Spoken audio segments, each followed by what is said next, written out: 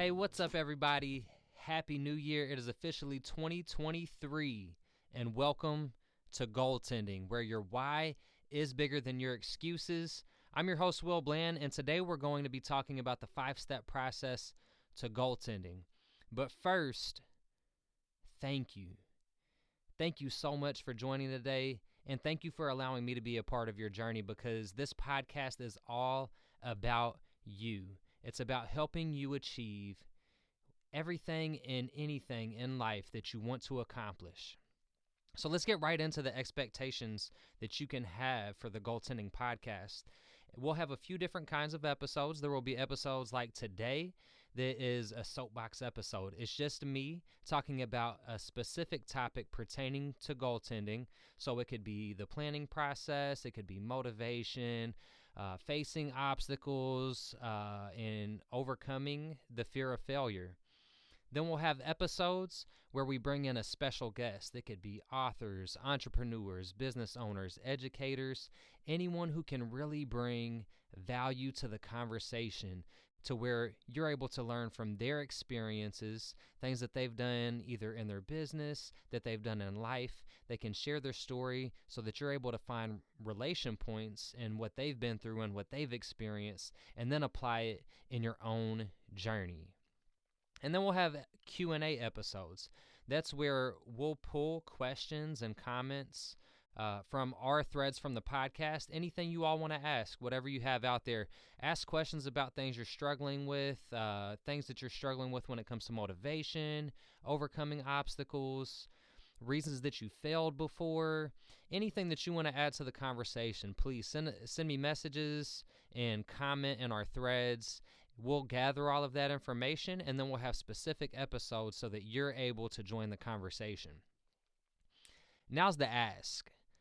In order for this to grow, in order for us to reach the most people we possibly can to help people, I need you to share this. If you enjoyed today's episode, share it with your friends, your family, co-workers, anybody who you think that this could be an impact to their lives, anybody who you think would be able to benefit from applying the lessons that we talk about in this podcast. And if you know someone who you think might make a great guest, please, by all means, make a connection. Send them my way, have them reach out, or just tell me something about them. Allow me to learn a little bit about their story, and we'll see if it's a good fit to have them on and be able to learn from them and have them share their story. Now let's get right into it. The first thing before we get into the 5-step process is we need to get on the same page about what is goaltending. Now, you've heard of goal setting before, I'm sure. People say you have to set goals, set high goals, identify what it is that you want to go after. And yes, you do need to identify what your goal is, but that's only one small piece of the first step in the process. It's everything that follows identifying your goal that really determines if you're going to be successful in achieving it or not. And that's why we have 5 steps. That's why we help you when it comes to planning, when it comes to thinking about the obstacles you're going to face. The actual book definition of tending is caring for or looking after or giving one's attention to. So this was very deliberately named goaltending because we are here to care for our goals, to look after our goals, and to give attention to the goals and the things that we want to accomplish in life. This is so applicable to anything we do in life. You can apply this at work. You can apply this if you're in the military. You can apply this to your family life, to your health and fitness goals, to your financial goals. Having a goal has no boundary. So the 5-step process is something that you can apply to any aspect of life. Anything that you're wanting to go after, achieve, and accomplish, it's here for all of it. So let's get right into the 5-step model. The first step is identify your start and finish. Identify your start and finish. And the first piece of that is you have to identify your finish line. You need to know what it is that you're going after and be as specific as possible. you should very clearly be able to close your eyes and see what it is that you're going after. So get very clear about what your goal is. I want you to write it out and be as specific as possible. So if I'm thinking about retirement, just saying that I want to retire by a certain age, let's say I want to retire by age 60, that is not specific as I want to retire in Gulf Shores, Alabama, at this location at a house on the beach with a beautiful balcony by the time I'm 60 years old. The more detail that you can add to this, the more clear you're able to be, the more that you're able to visualize what it is you're going after. And that's going to help big time when it comes to being motivated and staying motivated long term towards your goal. A next piece of that within step 1 is set the date. Now you're clear about what your goal is, what the finish line is. You need a specific date that you want to reach it by. And it's not to say that that date couldn't change later. Things happen. You may have to reevaluate and adjust what the date is of the future, but we don't want to think about that right now. By setting a date and being deliberate on when we want to accomplish our goal by, we're able to prevent procrastination. Now we know we need to reach it by this point. This is when we want to get there. And that leaves less room for procrastination when we're specific about the date we want to achieve our goal by. Now you know what the finish line is and when you want to get there. Where are you starting from? What's your starting line? So you need to know where you are right now in relation to your goal. So right now, if you're in your 20s or 30s and you're thinking about a goal for retirement, you have a very, very, very far way to go to your finish line. But you know at least where you are right now. You can look at the things like, what do I have in my checking account? What do I already have in 401ks or retirement accounts? Do I have any assets? Look at the things that you have right now. And this goes to anything, like I said. That's a retirement example, but let's say you have a work goal or a health and fitness goal, whatever it is. You need to know where you are in relation to your goal so you can figure out how you're going to get there. The final piece and the biggest piece to step 1 is identifying your why. And that's why it's so important to be clear when you're looking at your finish line on what you want to accomplish. Why do you want to accomplish it? And your why is going to determine whether you accomplish this goal or not. It has to be bigger than any obstacle, any excuse, anything that could possibly stand in your way, so that when those things come about, your why is still there and you're able to lean on it for the motivation that you need and to overcome anything that might get in your way.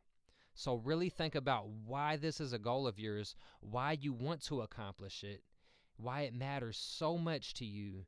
Write it down. If you can get a picture or something that helps you visualize it, something that makes you think about your why every single day, so that you keep it in the back of your mind so that you're able to maintain motivation along the way to pursuing your goal. Step 2, identify what you have to start with.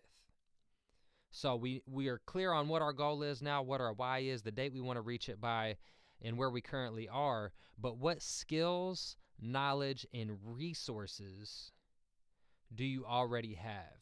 And knowing is half the battle. So using an example, have you ever seen the movie Hangover? Pretty popular movie. There's a group of guys who go on a journey to Las Vegas for a friend's bachelor party. So there's 4 guys.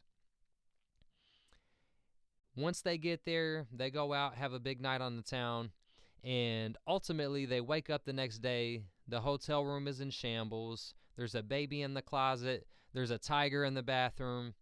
And one of the 4 guys is missing, which is the guy that they're there to celebrate.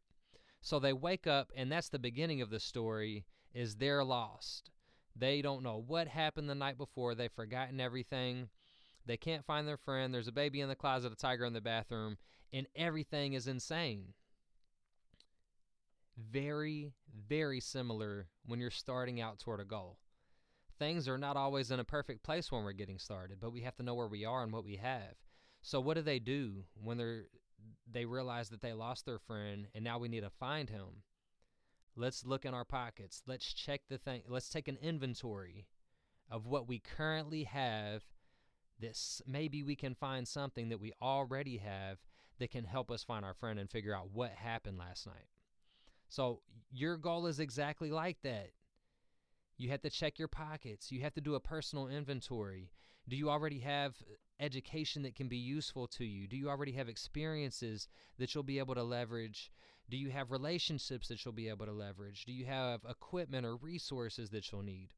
Identify those things, and it helps you to know now more about where you are and what you have so that you can get there. Now, step 3, make a plan for progress.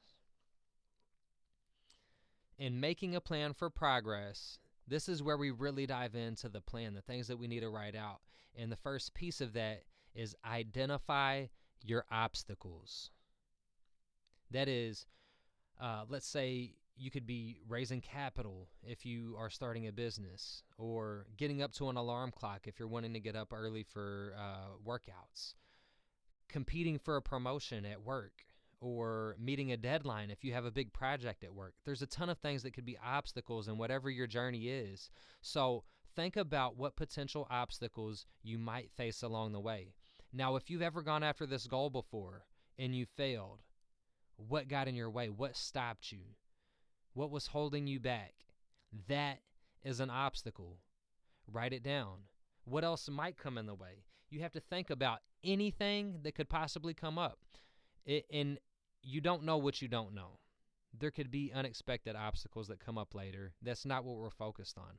Focus on the things that you do know are going to come up most likely. If there's a high probability that you're going to face this along your journey, identify it, write it down, and once you've identified the obstacles you expect to face, how will you overcome them? So if I know that I want to get up and work out early in the morning, and in order to do that, I have to get up to my alarm. Now, I know I'm not a morning person. I know I want to hit the snooze button. If I know that's something I face, how am I going to get over hitting that snooze button? How can I get past it so that I don't hit the snooze button, I do what I know I need to do? That's one example. This applies to anything. How are you going to overcome that obstacle? Now, we know what skills, resources, and knowledge we already have. And we just identified what our obstacles are and how we plan to overcome those obstacles. Do we have any shortcomings? What skills, knowledge, and resources do we still need to overcome those obstacles that we don't already have? Maybe there is more education that we need. Maybe there is other resources or assets or relationships or knowledge or experience that we need in order to overcome the obstacles that we're going to face. So once we identify those things, we can start to put our plan in place for how will we acquire the knowledge, skills, and resources that we know we're going to need to overcome those obstacles.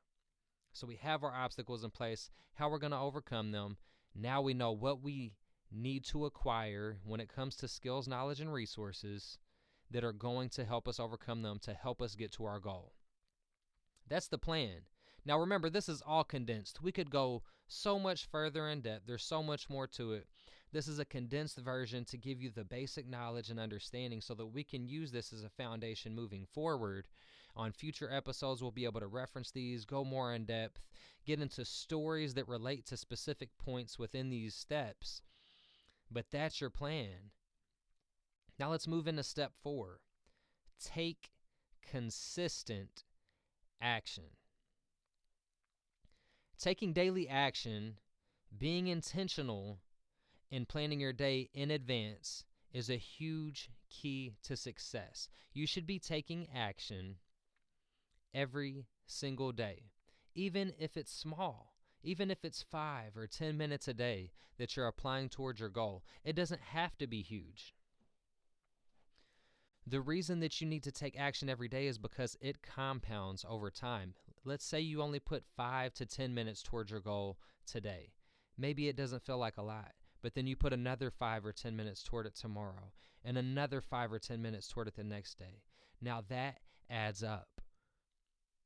10 minutes a day, 7 days a week, that is 70 minutes a week. So you have an hour and 10 minutes towards your goal in 1 week. Now, when you extrapolate that to a month, to 6 months, to a year, to 5 years for a long-term goal, it really starts to add up. Anything worth having in life is worth taking action daily.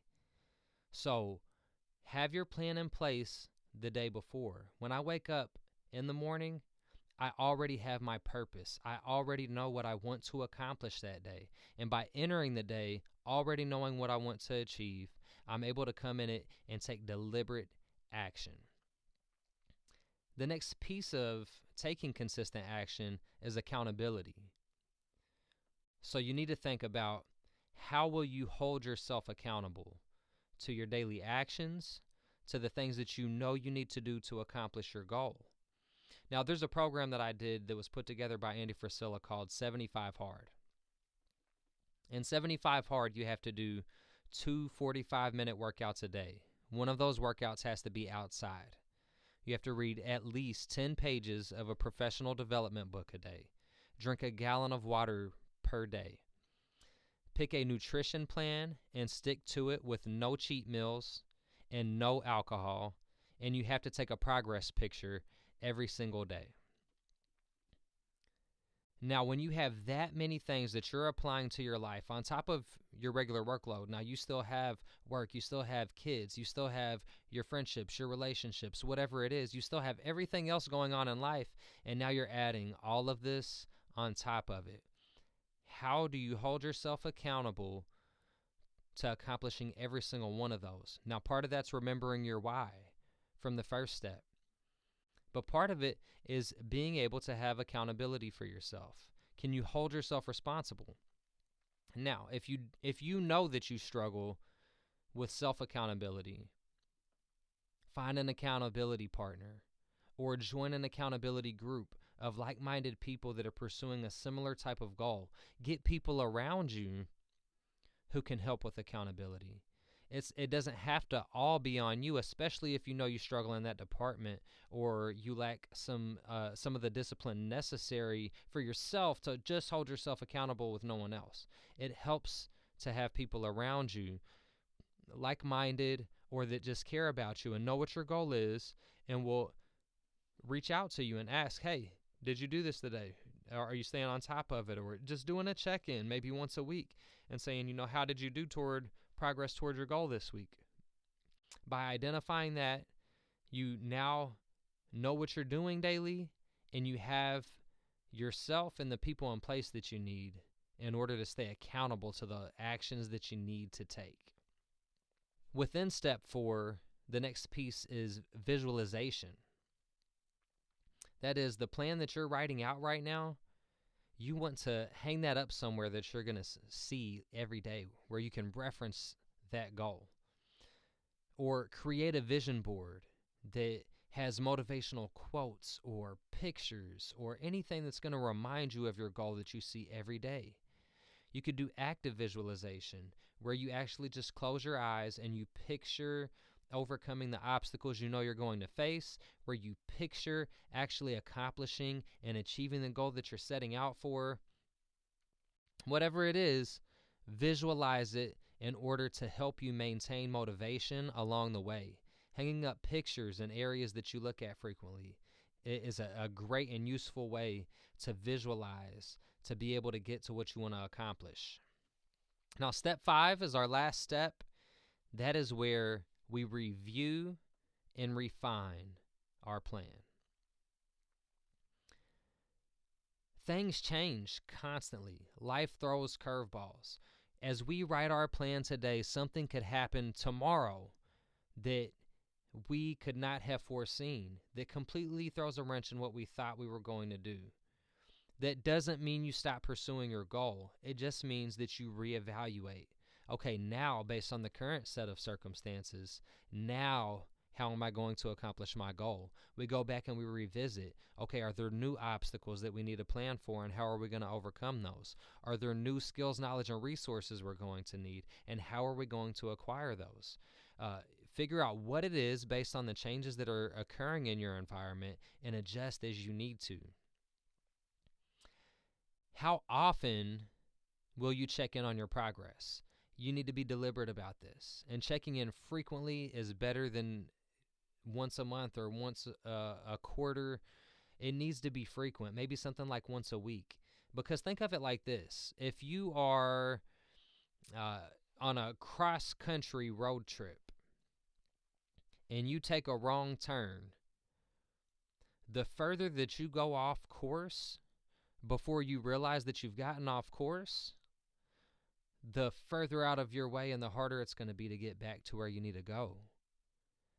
So by evaluating weekly, we can identify rather quickly if we've gotten off track so that we can readjust, realign, and get things back before we've gone too far and it becomes even more difficult to course correct. You don't know what you don't know. So be prepared to respond to unexpected setbacks and adjust as needed. We don't know what life's going to throw at us. Life is not promised. It's not promised today. It's not promised tomorrow. We could lose a family member. We could lose a job. We could have a significant life event that changes everything. We have to be adaptable. We have to be flexible. We have to be able to overcome whatever life throws at us. It doesn't mean we stop pursuing our goal if something gets in the way or something unexpected happens. So understand that it could happen, anything that gets in your way or that slows you up. And when it does, reevaluate, review, and refine the plan. There's nothing wrong with going back through the steps, revisiting step 2, revisiting step 3, revisiting step 4 in the daily actions you want to take. Revisit as much as you need to throughout the process, but have your check-ins, figure out what's going on, adjust as needed, and keep going after your goal. Now we have our plan in place. We've got the 5-step process down. That is our base foundation of what we need to know and how we need to plan in order to accomplish our goals. Now here are some keys to success. The first one, have a win or learn mentality. You do not lose unless you quit. So if you hit an obstacle, if you hit a snag, if you hit a setback, something that takes you off course, something that hurts you, something that makes you want to go further, no more. Face it. Don't quit. Don't give up. Give it another day. Look at what happened. Learn everything that you can from it. Everything from that failure or a loss or a setback, learn everything that you can from it and move forward with new information. Then you can go back to step 5 and review and refine your plan based on the new knowledge and information you have. So although it seems like a failure, it's not. It's a learning opportunity. And if you can change your mentality to view it that way, that will be a huge key to accomplishing anything you go after in life.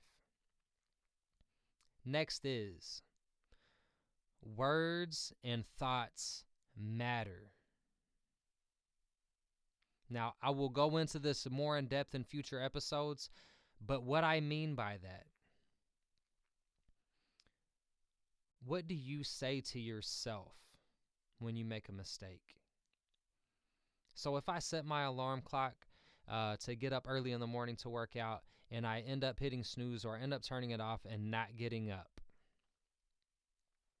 what do I say to myself after that? After that setback. That's a setback for that day. I didn't accomplish my daily task. I could approach it and say, well, you're lazy. You're lazy, you hit your alarm, you didn't get up like you knew you were, you're just lazy. Well, lazy applies to a lot of things in life. And if I give myself that title, I might start to actually think that I'm lazy. That could carry over into the work that I do. That could carry over into so many other things. I shouldn't be in my mind saying I'm lazy because I'm not. No. What happened this morning is either I gave in to my excuses. I have to accept responsibility for whatever it was. I have to learn from whatever it was and not say negative things to myself. Because if you put that into your head, it will manifest. It will hold you back. You are sowing seeds of negativity when you say negative things to yourself. Speak positive. Believe in you. And by thinking and speaking positive things to and about yourself, you can turn around the way that you think. You can build that self-confidence. You can give yourself the motivation that you need to keep going after it. Now, the next step is trust and confidence is the next piece and keys to success. If I tell you I'm going to do something, what happens if I don't do it? What perception does that give you of me? What do you think about me? So I say I'm going to show up, I don't. I lose your trust, most likely. You now, in the future, don't have confidence that I'm going to show up when I say I'm going to show up. Now, what happens when you don't show up for you? If you tell yourself you're going to do something, do it. If I set that alarm early, I set it early for a reason. There is no reason to hit snooze. There is no reason to not get up. I had a reason. I'm following through with what I said I'm going to do for nobody else but me. Because when I start to break those promises to myself, it impacts your confidence. It impacts your self-esteem. It impacts those things that you think about yourself, where your words and thoughts matter. So follow through. Don't betray your own trust and confidence in yourself. That's the 5-step process. I sincerely want to thank you all again. Thank you so much for tuning in. Thank you again for allowing me to join you in your journey. I'll leave you with this. There is no magic formula, and you are the key to success. If you'll commit to stepping outside of your comfort zone, you can significantly change your life and accomplish any goal you set out to achieve.